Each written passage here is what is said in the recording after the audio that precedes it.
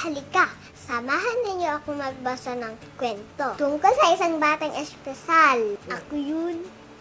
Ako po si Amira Davi Emma Dodd, ang munting regalo. Ito na po ang aking buhok. Itim, tuwid, at maiksi lamang. Ito po naman ang aking mga mata. Itim at bilugan.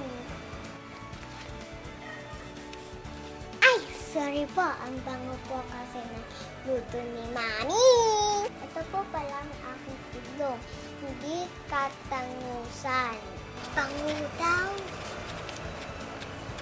Ito na ang next kulay na to. Ang aking balat naman ay kaimanggi. Oh, hindi na. Ako ay mayroong tamang taas para sa aking edad.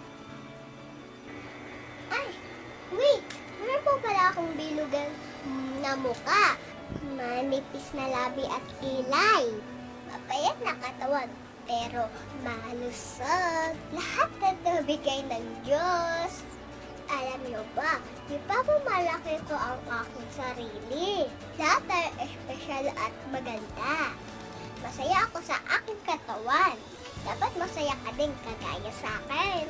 Pero palagi tatandaan, mas mahalaga ang kagandahan ng kalooban.